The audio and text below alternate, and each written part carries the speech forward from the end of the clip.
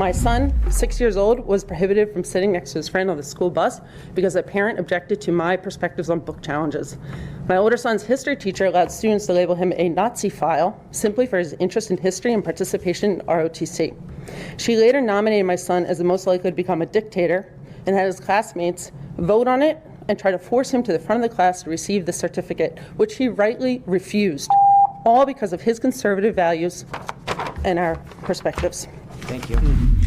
Man, this is a 6-year-old kid. That teacher should have been fired on the spot.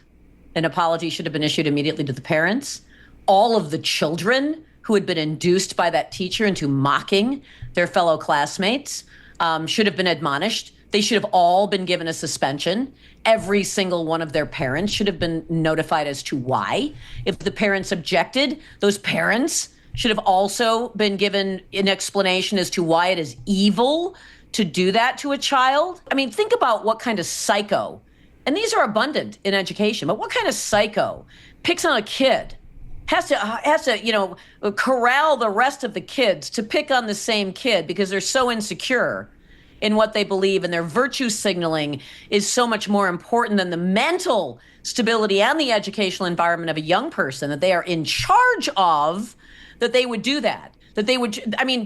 It's like they're trying to get the kid to want to kill himself by essentially getting everyone to gang up on him and pick on him and mock him and isolate him just for what his parents believe. I mean, it's psychotic, and yet something tells me she's not the only person with a story like that.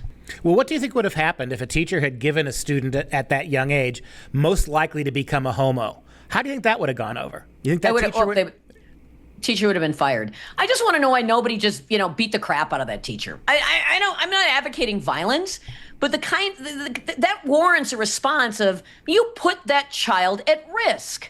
You put that kid at risk of mental and physical harm, because the mental harm could have caused the physical harm. The kids ganging up and picking on that kid could have caused that kid physical harm. I mean, I'm serious. We're just gone. I guess parents, they suffer. They go to school board meetings. They're ignored at school board meetings. All of their concerns about their kids being bullied by the adults who are supposed to protect them from bullying, make those parents say, well, what now? What are we supposed to do now?